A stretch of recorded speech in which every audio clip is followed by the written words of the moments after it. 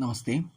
6ാം class NCERT സംസ്കൃതം പാഠപുസ്തകമായിട്ടുള്ള ദീപകത്തിലെ 3ാമത്തെ പാഠം അഹം ച ത്വം ച അതിലെ പാഠപുസ്തകത്തിലെ അഭ്യാസങ്ങളാണ് ഈ വീഡിയോയിലൂടെ നമ്മൾ പഠിക്കാനായിട്ട് പോകുന്നത്. വയം അഭ്യാസം കുർമഹ, നമുക്ക് അഭ്യാസം ചെയ്യാം. ഒന്നാമത്തെ ഉച്ചൈഹി പഠന്തു അവഗച്ഛന്തു, ഉറക്കെ വായിക്കൂ, ഉറക്കെ വായിച്ച ശേഷം മനസ്സിലാക്കൂ എന്നാണ്. ഇതിൽ ഈ ഒരു പാഠത്തിൽ അഹം, ആവാം, വയം, ത്വം, യുവാം, യൂയം ഈ 6 വാക്കുകളുടെ ഉപയോഗങ്ങളാണ് നമ്മൾ പഠിച്ചത് മുമ്പത്തെ വീഡിയോയിൽ. അപ്പോൾ അതിലെ ത്വം എന്നുള്ള പദം ഉപയോഗിച്ച് പ്രസിദ്ധമായിട്ടുള്ള ശ്ലോകം ഇവിടെ കൊടുത്തിട്ടുണ്ട്. ത്വമേവ മാതാച്ച പിതാ ത്വമേവ, ത്വമേവ ബന്ധുശ്ച സഖാ ത്വമേവ, ത്വമേവ വിദ്യാ ദ്രവിണം ത്വമേവ, ത്വമേവ സർവം മമ ദേവദേവ. അതിൻ്റെ അർത്ഥം വരുന്നത് ത്വം എന്ന് പറഞ്ഞാൽ നീ തന്നെയാണ് അമ്മ, നീ തന്നെയാണ് അച്ഛൻ, നീ തന്നെയാണ് ബന്ധു, നീ തന്നെയാണ് സഖ സുഹൃത്ത്, നീ തന്നെയാണ് വിദ്യ, നീ തന്നെയാണ് ധനം, അല്ലയോ ദേവദേവ നീയാണ് എല്ലാം, എൻ്റെ എല്ലാം നീ തന്നെയാണ് എന്നാണ് പറയുന്നത്. സന്ദർഭാനുസൃതം ഒരു ശ്ലോകം കൊടുത്തു എന്ന് മാത്രം. ഇനി രണ്ടാമത്തെ ചോദ്യത്തിലേക്ക് പോകുന്നതിന് മുമ്പ് ടെക്സ്റ്റ് ബുക്കിൽ 57ാം പേജിലായിട്ട് ഒരു ടേബിൾ കൊടുത്തിട്ടുണ്ട്. അതിൽ പ്രഥമ പുരുഷ ഏകവചനം ദ്വിവചനം ബഹുവചനം, മധ്യമ പുരുഷ ഏകവചനം ദ്വിവചനം ബഹുവചനം, ഉത്തമ പുരുഷ ഏകവചനം ദ്വിവചനം ബഹുവചനം. ഈ ഒരു ടേബിൾ ബൈഹാർട്ട് പഠിക്കാതെ നമുക്ക് ഈ പാഠത്തിലെ ചോദ്യങ്ങൾ നമുക്ക് ആൻസർ ചെയ്യാനായിട്ട് സാധിക്കില്ല. ഈ പാഠത്തിലെ ഏത് ചോദ്യങ്ങൾ വന്നാലും പരീക്ഷയ്ക്ക് വന്നാലും ഈ ഒരു ടേബിൾ മനഃപ്പാഠമാക്കിയാൽ മാത്രമേ നമുക്ക് ചെയ്യാനായിട്ട് സാധിക്കുകയുള്ളൂ, ഉത്തരം രേഖപ്പെടുത്താനായിട്ട് സാധിക്കുകയുള്ളൂ. അതുകൊണ്ട് ഇത് ബൈഹാർട്ട് ആക്കണം. പ്രഥമ പുരുഷ ഏകവചനം ഭവാൻ പുല്ലിംഗത്തിലും ഭവതി സ്ത്രീലിംഗത്തിലും, ക്രിയാപദം വരുന്ന ഏതിലാണ്? അസ്തി എന്നാണ്. ഇനി ദ്വിവചനത്തിലോ ഭവന്തൗ പുല്ലിംഗാണ്, ഭവത്യോ എന്ന് പറയുന്നത് സ്ത്രീലിംഗാണ്, സ്തഹ എന്നാണ് വരിക, അസ്തി സ്തഹ. ഇനി ബഹുവചനത്തിലോ ഭവന്തഹ പുല്ലിംഗം, ഭവത്യഹ എന്ന് പറയുന്നത് സ്ത്രീലിംഗമാണ്, ക്രിയാപദം വരുന്നത് വെർബ് വരുന്നത് സന്തി എന്നാണ്. അപ്പോൾ ഭവാൻ അസ്തി ഭവന്തൗ സ്തഹ ഭവന്തഹ സന്തി, അല്ലെങ്കിൽ ഭവതി അസ്തി ഭവത്യൗ സ്തഹ ഭവത്യഹ സന്തി. ഇങ്ങനെയാണ് പ്രഥമ പുരുഷനിലെ ഉപയോഗങ്ങൾ. ഇനി മധ്യമ പുരുഷനിലെ ഉപയോഗങ്ങൾ നോക്കാം. ഇങ്ങനെയാണ് ഉപയോഗിക്കാൻ നോക്കാം. ത്വം അസി യുവാം സ്ഥഹ യൂയം സ്ഥ. ഉത്തമ പുരുഷ അഹം അസ്മി ആവാം സ്വഹ വയം സ്മഹ. അപ്പോൾ ത്വം അസ്മി, ഇങ്ങനെ ത്വം അസ്മി എന്ന് ഒരിക്കലും വരില്ല. അതുപോലെ യുവാം സ്മഹ എന്നൊരിക്കലും വരില്ല. എങ്ങനെ വരും? ത്വം അസി എന്നാണ് വരുള്ളൂ, യുവാം സ്ഥഹ എന്നേ വരുള്ളൂ, യൂയം സ്ഥ എന്നേ വരുള്ളൂ. അഹം അസ്മി ആവാം സ്വഹ വയം സ്മഹ. അപ്പോൾ ഇത് മനഃപ്പാഠമാക്കിയ ശേഷം മാത്രമേ നമുക്ക് ആൻസർ ചെയ്യാനായിട്ട് സാധിക്കുകയുള്ളൂ. അതുകൊണ്ട് ഇമ്പോർട്ടൻ്റ് ആണ് ഈ ടേബിൾ ബൈഹാർട്ടാക്കുക എന്നുള്ളത്. ഇനി നമുക്ക് രണ്ടാമത്തെ ചോദ്യത്തിലേക്ക് കടക്കാം. ഉദാഹരണം അനുസരിച്ച് വിട്ടുപോയ പദം രേഖപ്പെടുത്താനാണ്. അപ്പം ഒരു ടേബിൾ നമ്മൾ പഠിക്കാനായിട്ട് പറഞ്ഞിരുന്നു. ആ ടേബിൾ മനഃപ്പാഠമാക്കിയിട്ടുണ്ടെങ്കിൽ ഇത് നമുക്ക് എളുപ്പം ആൻസർ ചെയ്യാനായിട്ട് സാധിക്കും. ഉദാഹരണം: ഹേ ബാല ത്വം ഛാത്രഃ അസി. നീ ഒരു കുട്ടിയാണ്. ത്വം എന്ന് പറഞ്ഞ കാരണമാണ് നമ്മുടെ അസി എന്നുള്ളത് ഉപയോഗിച്ചിരിക്കുന്നത്. അപ്പോൾ ഫസ്റ്റ് വൺ ഡാഷ് ശിക്ഷകൗ സ്വഹ. ഇവിടെ സ്വഹ എന്നുള്ള വേർഡ് കൊടുത്ത കാരണം ദ്വിവചനാണ്, ഉത്തമ പുരുഷ ദ്വിവചനാണ്. അതിൻ്റെ ഉത്തരം ആവാം എന്നാണ് വരുന്നത്. ഇനി സെക്കൻഡ് വൺ എന്താണ്? മഞ്ചേ ഡാഷ് നർത്തക്യ സ്ഥ. സ്ഥ എന്നുള്ള പദമാണ് ഉപയോഗിച്ചിരിക്കുന്നത്, അതുകൊണ്ട് അത് ബഹുവചനാണ്. അപ്പോൾ ത്വം യുവാം യൂയം, യൂയമാണ് ഉത്തരമായിട്ട് വരുന്നത്, യൂയം സ്ഥ. ഇനി മൂന്നാമത്തെ അത്ര ഡാഷ് അസ്മി. ഇവിടെ അസ്മി എന്നുള്ളത് ഉത്തമ പുരുഷ ഏകവചനാണ്, അതുകൊണ്ട് അഹം അസ്മി എന്നാണ് നമ്മൾ ഉപയോഗിക്കേണ്ടത്. നാലാമത്തെ സഭായാം ഡാഷ് ഗായികേ സ്ഥഹ. സ്ഥഹ എന്ന് പറയുന്നത് മധ്യമപുരുഷ ദ്വിവചനാണ്, അതുകൊണ്ട് ത്വം യുവാം എന്നുള്ള പദം ഉപയോഗിച്ചുകൊണ്ട് യുവാം ഗായികേ സ്ഥഹ. ഇനി അടുത്തത് വിദ്യാലയെ ഡാഷ് സ്മഹ. സ്മഹ എന്നുള്ളത് ഉത്തമ പുരുഷ ബഹുവചനം, അതുകൊണ്ട് വയം സ്മഹ എന്നാണ് നമ്മൾ എഴുതേണ്ടത്, വയമാണ് ഉത്തരം. ലാസ്റ്റത്തെ വിദ്യാലയെ ഡാഷ് ചികിത്സിക അസി. അവിടെ അസി എന്നുള്ള കാരണം ത്വം എന്നുള്ള പദമാണ് നമ്മൾ ഉപയോഗിക്കേണ്ടത്, ത്വം അസി എന്നുള്ള ഉത്തരം നമുക്ക് കിട്ടി. അടുത്തത് ചിത്രം ദൃഷ്ട ഉദാഹരണസ്യ അനുഗുണം വാക്യാനി ലിഖന്തു. ചിത്രം അനുസരിച്ച് ഉദാഹരണം അനുസരിച്ച് കംപ്ലീറ്റ് ചെയ്യാനാണ്. അഹം ശിക്ഷകഃ അസ്മി ആവാം ശിക്ഷകൗ സ്വഹ വയം ശിക്ഷകാഃ സ്മഹ. അല്ലെ അഹം അസ്മി ആവാം സ്വഹ വയം സ്മഹ. ഉദാഹരണമാണ് അഹം തന്ത്രജ്ഞഃ അസ്മി ആവാം തന്ത്രജ്ഞൗ സ്വഹ വയം തന്ത്രജ്ഞാഃ സ്മഹ. തന്ത്രജ്ഞഃ എന്ന് പറയുന്നത് പുല്ലിംഗം ഏകവചനാണ്, തന്ത്രജ്ഞൗ ദ്വിവചനം, തന്ത്രജ്ഞാഃ ബഹുവചനം. അഹം ആവാം വയം.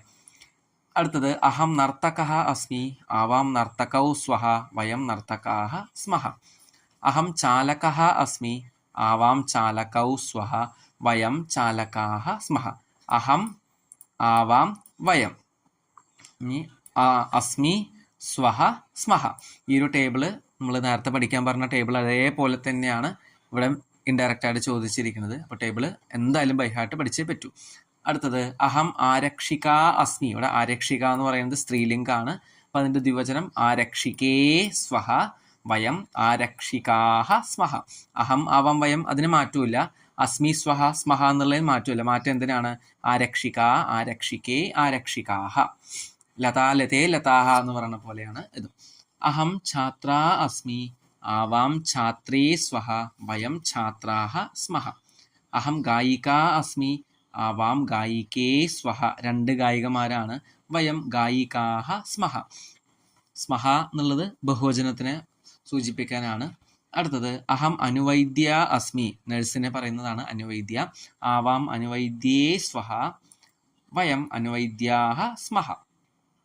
അടുത്തത് ത്വം എന്നുള്ള ഉപയോഗിച്ചിട്ടുള്ള ഉദാഹരണങ്ങളാണ്. ത്വം ചികിത്സകഃ അസി യുവാം ചികിത്സകൗ സ്ഥഃ യൂയം ചികിത്സകാഹ സ്ഥ. അപ്പൊ ത്വം അസി യുവാം സ്ഥഃ യൂയം സ്ഥ.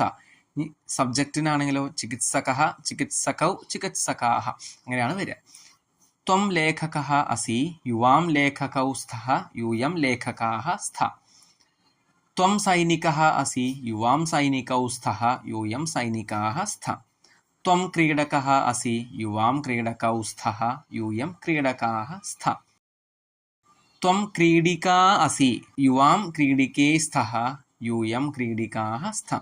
ഇനി ത്വം അധിവക്ത്രീ അസി യുവാം അധിവക്ത്ര്യൗ സ്ഥഃ യൂയം അധിവക്ത്ര്യഃ സ്ഥ. ഇവിടെ നർത്തകി നർത്തക്യൗ നർത്തക്യഃ എന്ന് മുമ്പത്തെ വീഡിയോയിൽ നമ്മൾ പറഞ്ഞ പോലെ അധിവക്ത്രീ അധിവക്ത്ര്യൗ അധിവക്ത്ര്യഃ അങ്ങനെയാണ് വരേണ്ടത്. ഇനി ത്വം ഛാത്ര അസി യുവാം ഛാത്രേ സ്ഥഃ യൂയം ഛാത്രാഹ സ്ഥ. ത്വം ധാവിക അസി യുവാം ധാവികേ സ്ഥഃ യൂയം ധാവികാഹ സ്ഥ. ഉദാഹരണാനുഗുണം വാക്യാനി പരസ്പരം യോജയന്തു. പരസ്പരം വാക്യങ്ങൾ യോജിപ്പിക്കുക എന്നാണ്. അപ്പോൾ ഈ ഒരു ഭാഗത്തുള്ളത് ഏകവചനം, ഇത് ദ്വിവചനം, മൂന്നാമത്തെ ബഹുവചനം. അങ്ങനെയാണ്. നമുക്ക് ഓരോന്നോരോന്നായി നോക്കാം. അഹം ഗായകഃ അസ്മി. അതിൻ്റെ ദ്വിവചനം എങ്ങനെയാ വരും? അഹം എന്നുള്ളതിൻ്റെ ദ്വിവചനം ആവാം ഗായകൗ സ്വഹ അസ്മി സ്വഹ. ബഹുവചനോ വയം ഗായകാഹ സ്മഹ. അപ്പോൾ അഹം ആവാം വയം അസ്മി സ്വഹ സ്മഹ. അടുത്തത് ത്വം ഛാത്രഃ അസി. എൻ്റെ ദ്വിവചനം യുവാം ഛാത്രൗ സ്ഥഃ. ത്വം യുവാം അങ്ങനെയാണ് വരിക. അസി സ്ഥഃ. ഞാൻ ബഹുവചനോ യൂയം ഛാത്രാഹ സ്ഥ. നിങ്ങളെല്ലാവരും കുട്ടികളാണ്. അപ്പോൾ ത്വം യുവാം യൂയം അസി സ്ഥഃ സ്ഥ. അടുത്തത് അഹം ശിക്ഷകഃ അസ്മി. ഞാൻ അധ്യാപകനാണ്, ശിക്ഷകനാണ്. അപ്പോൾ അതിൻ്റെ ദ്വിവചനം ആവാം ശിക്ഷകൗ സ്വഹ. ബഹുവചനം വയം ശിക്ഷകാഹ സ്മഃ. അഹം നർത്തകി അസ്മി ആവാം നർത്തക്യൗ സ്വഹ വയം നർത്തക്യഃ സ്മഃ. നർത്തകി നർത്തക്യൗ നർത്തക്യഃ. അഹം ആവാം വയം. അതുപോലെ അസ്മി സ്വഹ സ്മഃ. ത്വം ഗൃഹിണീ അസി യുവാം ഗൃഹിണ്യൗ സ്ഥഃ യൂയം ഗൃഹിണ്യഃ സ്ഥ. അഹം ആരക്ഷകഃ അസ്മി. ദ്വിവചനം ആവാം ആരക്ഷകൗ സ്വഹ. ബഹുവചനം വയം ആരക്ഷകാഹ സ്മഃ. ത്വം സൈനികഃ അസി യുവാം സൈനികൗ സ്ഥഃ യൂയം സൈനികാഹ സ്ഥ. ത്വം ചികിത്സകഃ അസി യുവാം ചികിത്സകൗ സ്ഥഃ യൂയം ചികിത്സകാഹ സ്ഥ. അഹം തന്ത്രജ്ഞഃ അസ്മി ആവാം തന്ത്രജ്ഞൗ സ്വഹ വയം തന്ത്രജ്ഞാഃ സ്മഃ. ഇത് ലാസ്റ്റത്തെ ഉദാഹരണാനുഗുണം ഉത്തരാണം പ്രശ്നനിർമ്മാണം കുറുവന്തു. ഉത്തരങ്ങളുടെ ചോദ്യം ക്രിയേറ്റ് ചെയ്യാനാണ് ഇവിടെ കൊടുത്തിരിക്കുന്നത്. ഉദാഹരണം ത്വം ചികിത്സകഃ എന്നുള്ളതിൻ്റെ കഹ ചികിത്സക. ത്വം എന്നുള്ളതിൻ്റെ അവിടെ നമ്മൾ എന്താക്കി? കഹ ചികിത്സകഃ. കാരണം ചികിത്സകഃ എന്നുള്ളത് പുല്ലിംഗ ആയതുകൊണ്ട്, പുല്ലിംഗം ഏകവചനമായതുകൊണ്ട് കഹ എന്നുള്ള പദം നമ്മൾ ഉപയോഗിച്ചു. ഇനി അതിൻ്റെ അടുത്ത ബ്ലാങ്കിൽ എന്താണ് എഴുതേണ്ടത്? ഈ കഹ എന്നുള്ള ഭാഗത്ത് ഈ പദം തന്നെ നമ്മൾ എഴുതി ചികിത്സകഃ എന്നുള്ള വേർഡ് നമ്മൾ ക്വസ്റ്റ്യൻ വേർഡ് ആക്കി കഹ. കഹ ചികിത്സകഃ ത്വം കഹ. അടുത്തതോ ഫസ്റ്റ് വൺ ത്വം തന്ത്രജ്ഞഃ. അപ്പോൾ കഹ തന്ത്രജ്ഞഃ ത്വം കഹ അങ്ങനെയാണ് വരേണ്ടത്. യുവാം ബാലകൗ. ഇവിടെ ബാലകൗ എന്ന് പറയുന്നത് ദ്വിവചനായതുകൊണ്ട് കഹ കൗ എന്നാണ്. അപ്പൊ കൗ ബാലകൗ. അടുത്ത ബ്ലാങ്കില് യുവാം കൗ. യൂയം ഛാത്രാഹ. ഛാത്രാഹ എന്ന് പറയുന്നത് ബഹുവചനാണ്. അപ്പോൾ കാഹ ഛാത്രാഹ യൂയം കാഹ. അപ്പൊ ഛാത്രഹ ഛാത്രൗ ഛാത്രാഹ പുല്ലിംഗത്തില് ബഹുവചനം ഛാത്രാഹ എന്നാണ്. സ്ത്രീലിംഗത്തിലും ഛാത്രാ ഛാത്രേ ഛാത്രാഹ, സ്ത്രീലിംഗത്തിലും ഛാത്രാഹ തന്നെയാണ്.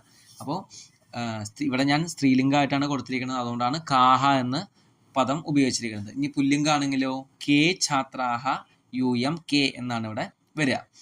ഈ ഒരു ക്വസ്റ്റ്യൻ ഒന്ന് ശ്രദ്ധിച്ചോളൂ. ഛാത്രാഹ എന്നുള്ളത് പുല്ലിംഗത്തിലും സ്ത്രീലിംഗത്തിലും വരാം, അതുകൊണ്ട് കാഹ എന്നും വരാം, അല്ലെങ്കിൽ കെ എന്നും ഉപയോഗിക്കാം. അടുത്തത് അഹം ന്യായാധീശഃ. അപ്പൊ കഹ ന്യായാധീശഃ അല്ലെങ്കിൽ അഹം കഹ.